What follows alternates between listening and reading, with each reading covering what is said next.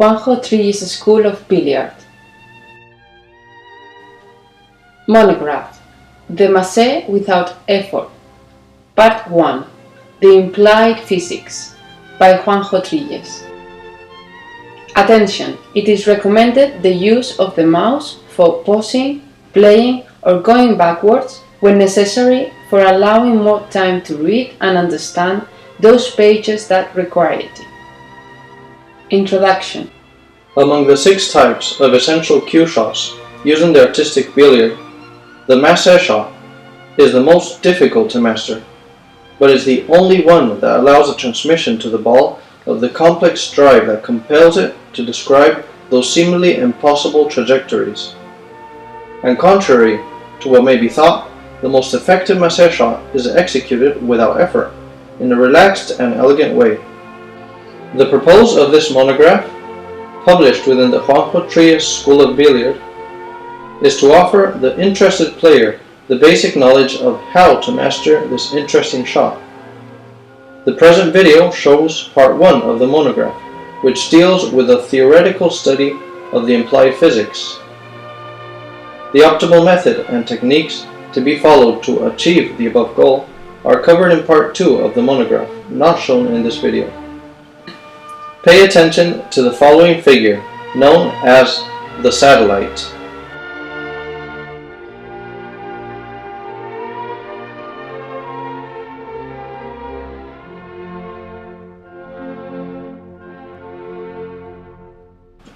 You may have observed that the player did not show any effort when executing this shot that requires high energy. He played it relaxed and loose. Chapter 1. The Transferred Energy. Kinetic Energy.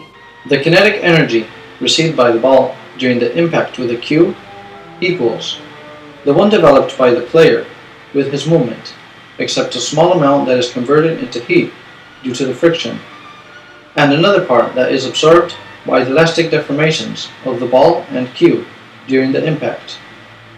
This energy, E, depends on the mass, m, put in motion by the player, arm, hand, etc., and the velocity, v, of such mass during the impact. The formula is E equal to a half of m multiplied by v squared, which means energy equal to half of mass multiplied by velocity squared.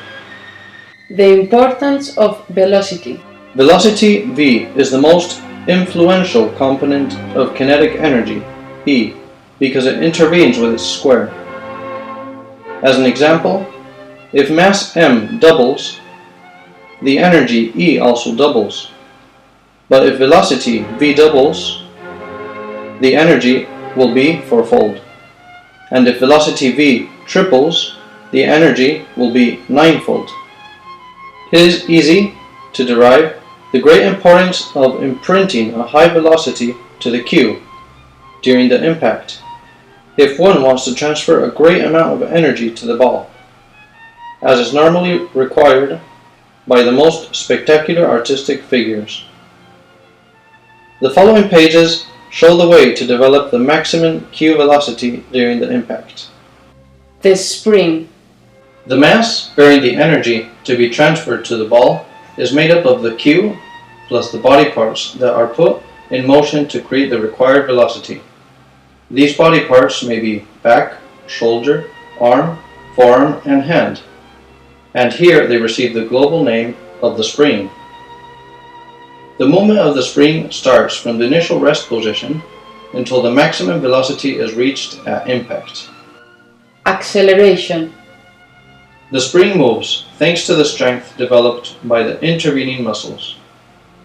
The applied strength during the time lapse between the initial resting position and the moment of the impact makes the spring velocity increase from zero value up to its maximum. The magnitude that measures the velocity increase is called acceleration. There is a formula relating acceleration, velocity, and time as follows. Time. V equal to A multiplied by T, which means velocity equal to acceleration multiplied by time. It can be seen that an increase of time t between the initial rest position and the moment of impact, maintaining the same acceleration a, will increase the final velocity v proportionally. The only way to increase the time and therefore increase the velocity, maintaining the acceleration, is to increase the distance from the Q-tip to the ball prior to starting the downward movement. All players know that the farther the Q from the ball, the more powerful is the shot. The importance of maintaining a long distance between the Q and the ball in order to enlarge the time and therefore the velocity of the shot can be appreciated in the following figure called double drunken ball in 8 cushions.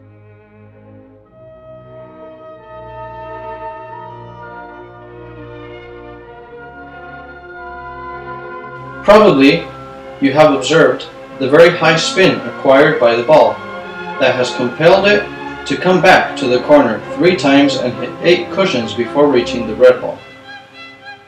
This is the result of the long distance between the cue and the ball, aside from, naturally, a correct and stress-free execution.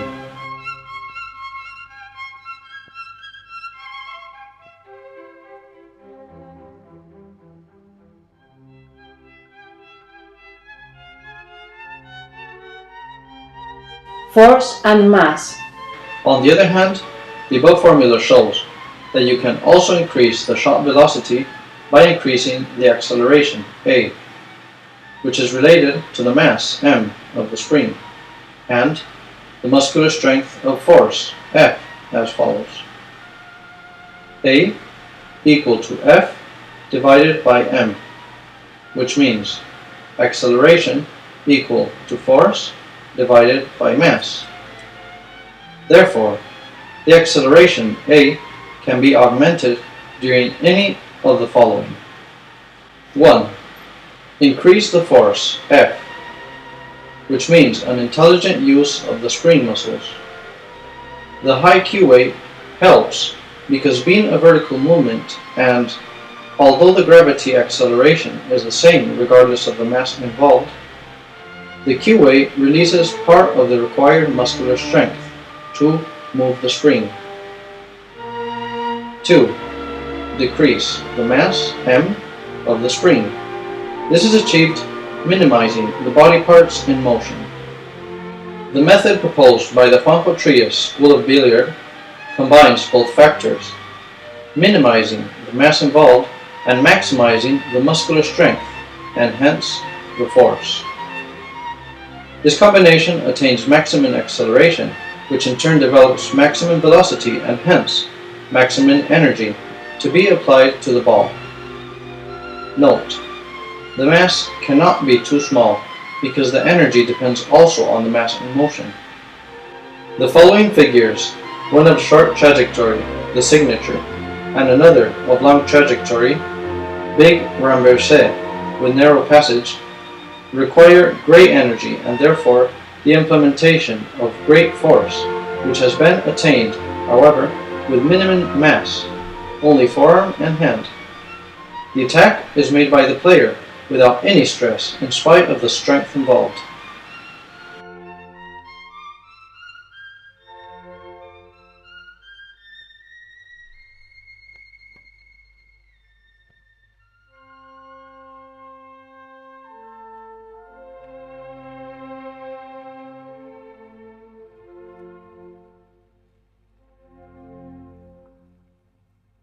Absence of stress. In the perfect Massé shot, the player shows no tension, either during the preparation or during the shot execution. The energy emerges from the muscular action and travels all the way without effort, so that it seems that the player, when hitting the ball, just sends a clean message, and the ball, obedient, reacts as if it were a living creature, extracting its own energy from inside in order to perform the complex expected trajectory. Chapter 2. Spring components. Spring components. The possible components of the spring are hand, forearm, Arm, other parts. Of these, only hand and forearm must necessarily be in the spring, since both are needed for moving the cue. On the contrary, although it is common practice among the artistic billiard players to include the arm and even the shoulder in the spring, this is not necessary and prevents the elegance of the movement in the Massé shot. The cue grips. The cue can be seized by the hand in multiple manners as follows. Transversal grip A. The hand is maintained transversal to the cue, held by the index and the thumb fingers. While the hand rotates around the wrist, the fingers holding the cue slide along it. This grip allows the maximum rotation and therefore it is the preferred one.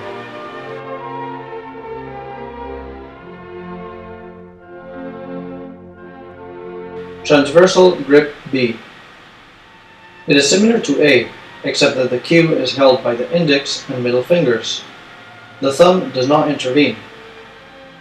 This is a usual grip among players, but it is inferior to the transversal grip A, because it only allows a less hand rotation.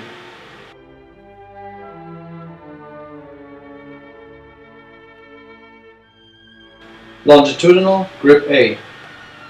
The hand's palm stands longitudinally parallel to the cue that is held by the hand with the thumb up. It only allows a very limited rotation of the hand, and therefore it is not recommended.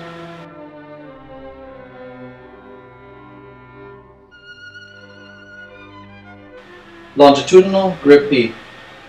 It is similar to A, except that the cue is held by the hand with the thumb down. It only allows a very limited rotation of the hand, and therefore it is not recommended.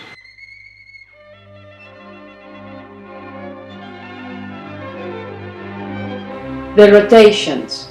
The movement of the spring is essentially based on forearm and hand rotations, as defined below. Forearm rotations. They are two. 1. Rotation by biceps. 2. Rotation by shoulder. 1. Rotation by biceps. The forearm closes and opens over the arm, rotating around the elbow thanks to the action of the biceps and triceps muscles, both dwelling in the arm. The arm remains still, without displacement or rotation.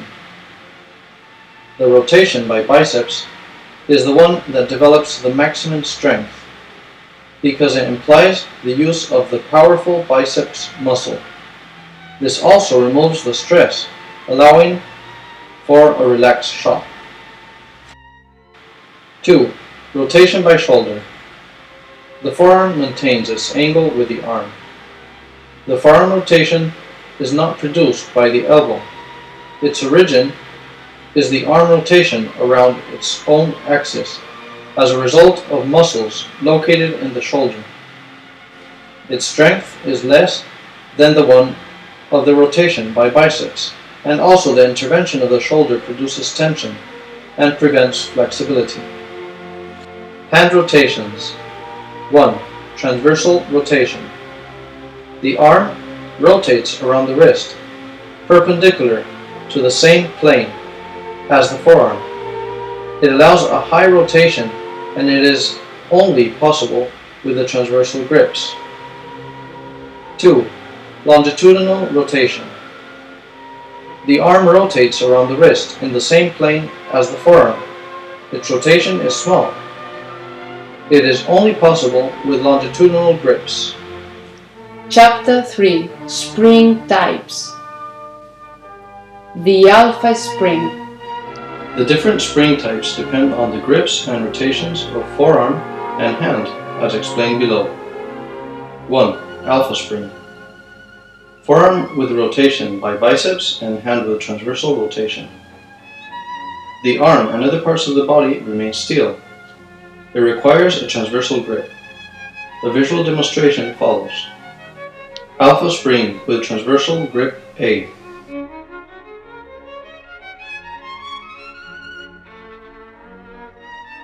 Alpha spring with transversal grip B.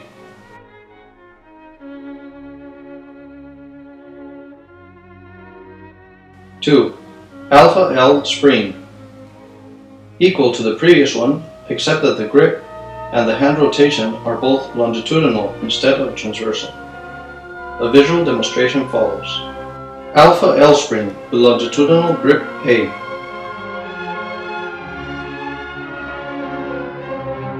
Alpha L spring with longitudinal grip B.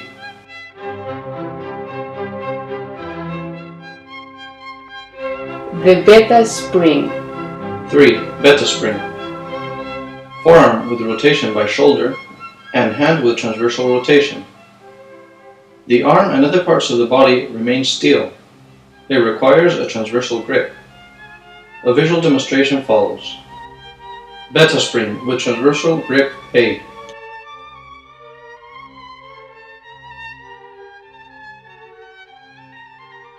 Beta spring with transversal grip B.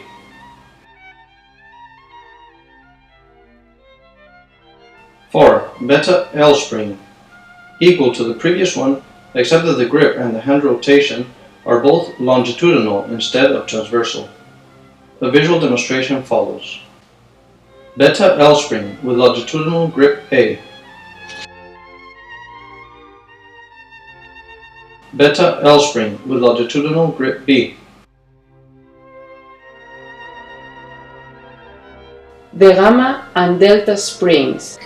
5. Gamma springs are those adding arm moments to the alpha springs. 6. Delta springs are those adding arm moments to the beta springs. Note: the inclusion of arm moments in the springs is common amongst the artistic billiard players in order to add strength to the Massé shot. However, this is not necessary at all. On the contrary, it impedes shot flexibility and beauty. Gamma spring with transversal grip A. Delta spring with transversal grip A.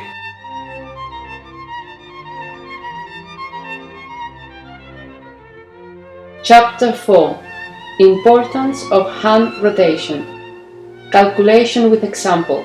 Although the main moment in the spring is based on the forearm rotation, it is of great importance to add the hand rotation at the end of the moment.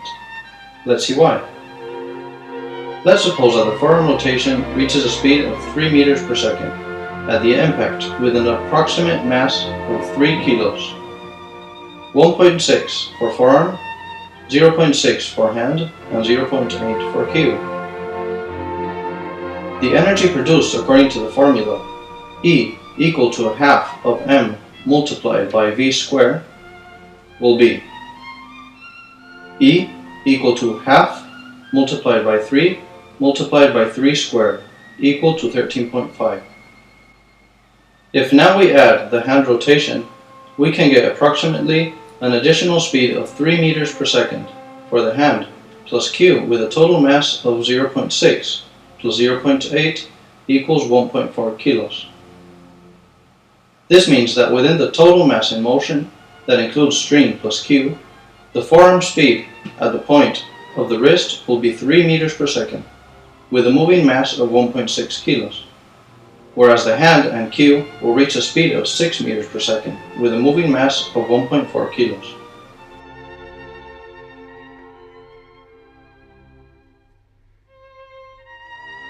The transferred energy will be, due to forearm movement, E1 equal to a half multiplied by 1.6 multiplied by 3 squared equal to 7.2.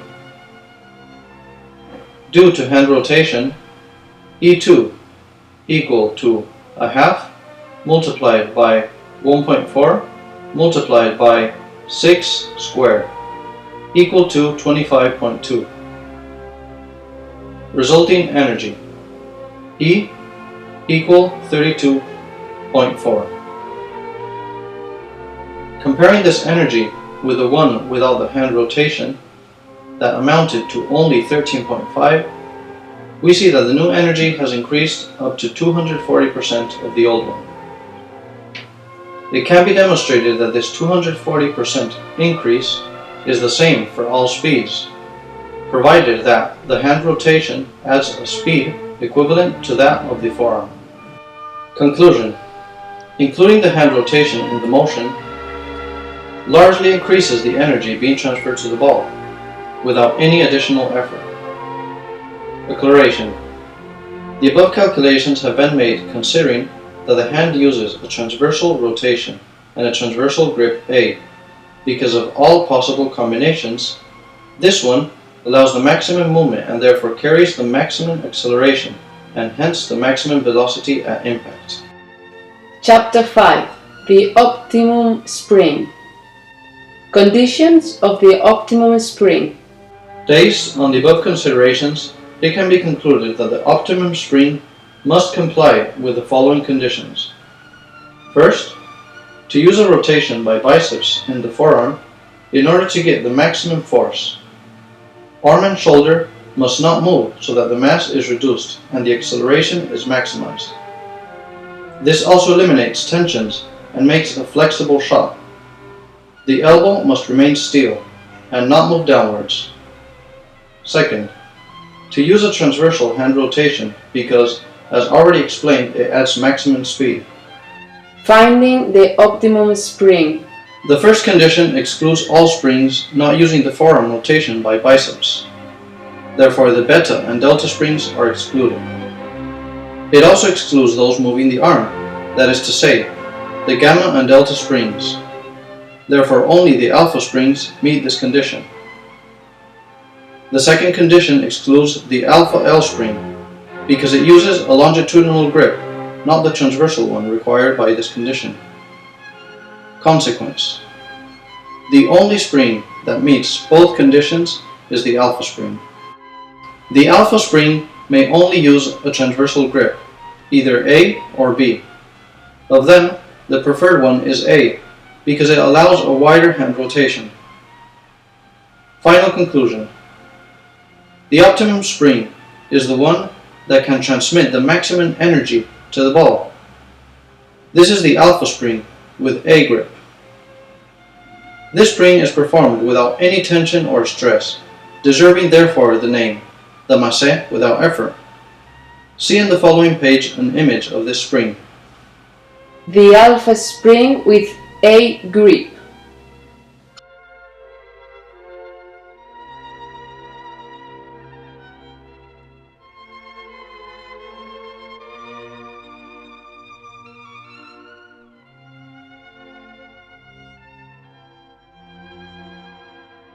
The alpha spring is not widely used. Many great artistic billiard players do not use the alpha spring. Often the alpha L, beta, beta L, and even the gamma and delta ones are used as a consequence of the initial comfort when starting the use of this shot, and the lack of a teacher with sound knowledge of the implied physics outlined here. Unfortunately, the alpha spring requires a non-intuitive body posture and muscular movements that need a careful process of learning in order to control the intervening muscles and nerves, and above all, a state of mind capable of overcoming postural vices and previous blocking tendencies. The alpha spring excels over the rest. However, the fact that great players use different springs and grips does not invalidate the analysis made here and its final conclusion. The alpha spring offers, without doubt, better possibilities than the rest. Any player presently using a different spring who decides to learn and try the alpha will quickly see with amazement that the power of his shots improves notably, and it becomes loose and elegant. And since this spring is performed without effort, the player will be able to exercise hundreds of shots in a row without experiencing fatigue. Practical exhibition of the alpha spring. In the following page, you will see the execution of a high-grade figure called the prodigal son, using correctly the alpha spring with transversal grip A.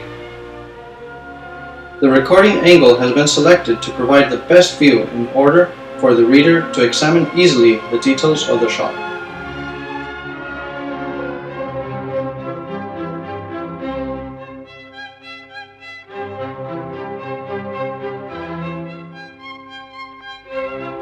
You will notice in the next repetition that only the forearm and the hand intervene in the movement.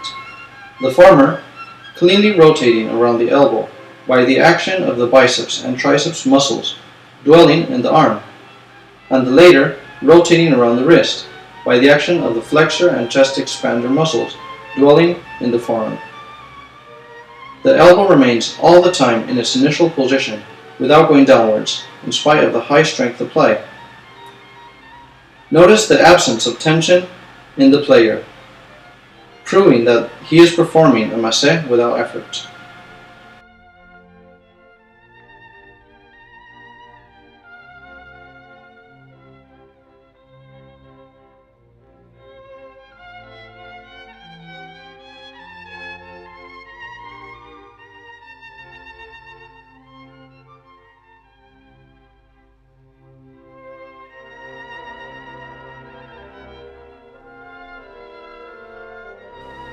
Chapter 6. The ball behavior. Components of the ball movement. I have explained, so far, the details of the spring and the energy produced when transmitted to the ball. But how does the ball behave when receiving such energy? Let's see it. The ball movement must be broken down into parts. A. Displacement, rectilinear, horizontal movement without rotation over the tablecloth. B. Rotation, circular movement of the ball around a diametric axis without displacement. Displacement and rotation energies. The kinetic energy received by the ball is broken down in two, according to the following formula. E equal to ED plus ER, also equal to a half of M multiplied by V squared plus a half of I multiplied by omega squared, with the following meanings. E, total energy received. ED, displacement energy. ER, rotation energy. M, mass of ball. V, linear velocity. I, moment of inertia. Omega, angular velocity. 1. Moment of inertia of a solid sphere. I equal to 2/5 of mass multiplied by radius squared. 2. Angular velocity. Omega measures the revolutions per unit time. The displacement energy is manifested by the linear displacement of the ball, ignoring its rotation, whereas the rotation energy is manifested by the ball rotating around its axis, ignoring the displacement. When the ball moves, both movements are almost always present in different combinations that determine the ball's trajectory, which can be straight or curved, with infinite variance depending on the relative preponderance of one or the other movement as a consequence of the preponderance of each energy, displacement or rotation. The relative preponderance of one or another energy changes with time as the partial interchanges between both energies occur until they are finally exhausted by the cloth friction and converted into heat. The three factors that produce the energy interchange and exhaustion are 1. Hitting another ball. 2. Cushion rebound. 3. Cloth friction. And each time an interchange occurs, the ball moment changes by modifying its trajectory or its speed. The Massé shot. These trajectory modifications, appearing suddenly long after the ball was hit by the cue, are what confer beauty to the Massé shot, giving the impression that the ball keeps in its memory the instructions on how it must behave in the future. The Massé shot is executed raising high the end of the cue in order to give total or partial verticality to it. The point of impact of the cue on the ball determines its rotation plane. See Figure A in the following page. The rotation energy in the Massé shot. On the other hand, the vertical component of the cue inclination during the impact, VCI, determines, together with a reaction from the table in the point of touch with the ball, a torque that creates the rotation moment in relation with the transferred rotation energy.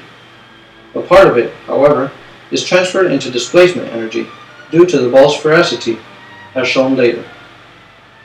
Pay attention to the figures shown here.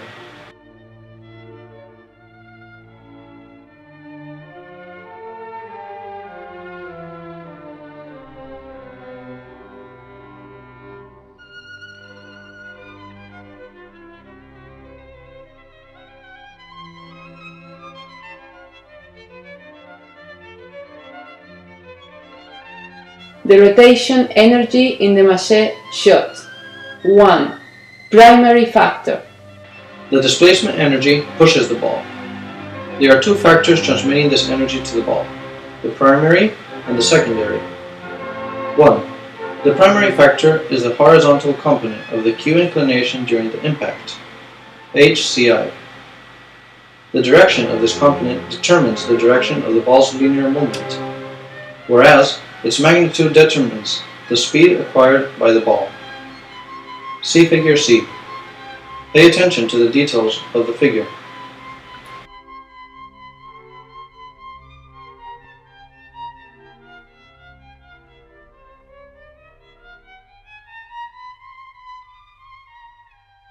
Two. Secondary factor. 2. The secondary factor is generated by the vertical component of the Q inclination at impact, VCI. Its mechanics are somewhat complex, since it takes into account the sphericity of the ball, creating a torque that is partially transformed into displacement, due to the fact that the ball slips over the cloth instead of rotating around itself. See Figure D. Pay attention to the details of the figure.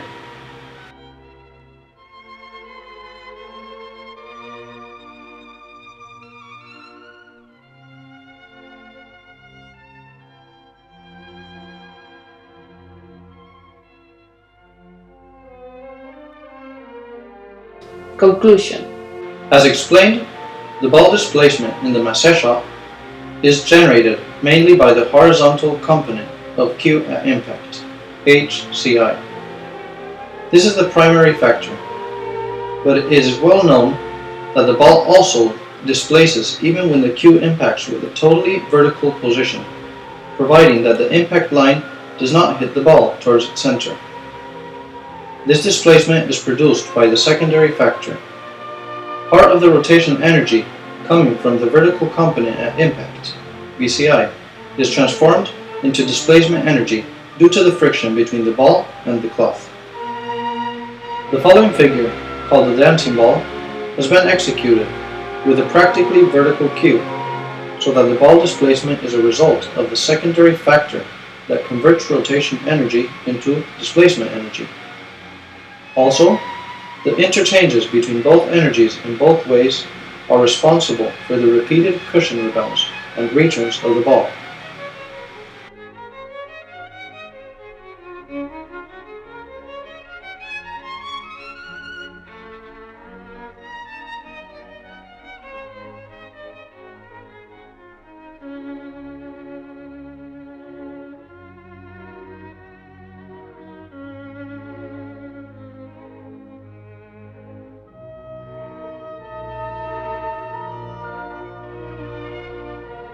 Analysis of the dancing ball trajectory. The energy received by the ball at impact is composed by the following parts. ERP, rotation energy here, reflects the ball rotation around itself. ERD, rotation energy in displacement, reflects the ball rotation while rolling on the cloth. ED, displacement energy. EL, energy loss through collisions and friction. The relative values of the above energies change along the trajectory of the ball, as shown in the following table. The trajectory of the dancing ball may be broken down in 9 parts, as seen in the below table. The qualitative values and changes of the energies are shown. Take your time to examine the contents of this table.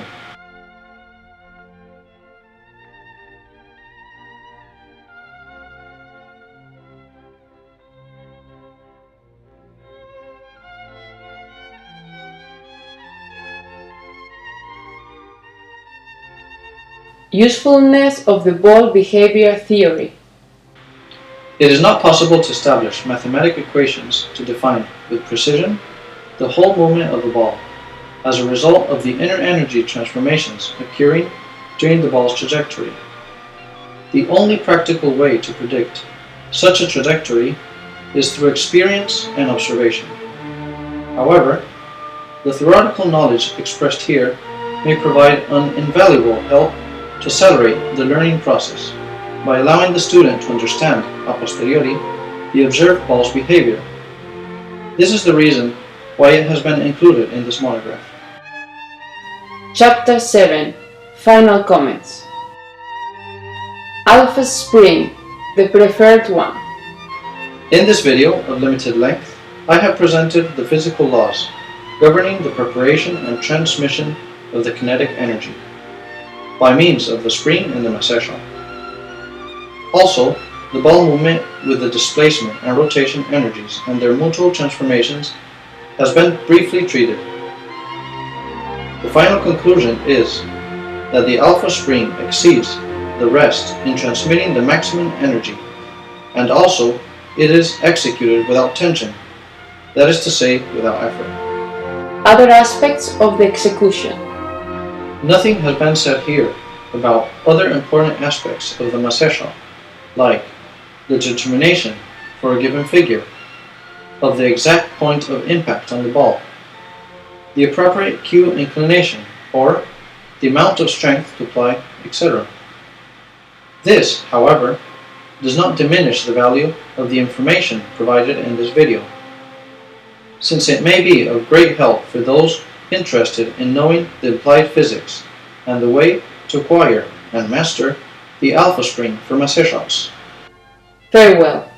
My desire and hope is to have been able to offer an understandable approach to the intervening elements in the Massé shot, and to explain the reasons behind the conclusion that the spring that I have named here alpha is the one that provides the maximum power and the one that justifies, due to its naturalness and lack of tension, the title of this monograph, the Massé without effort.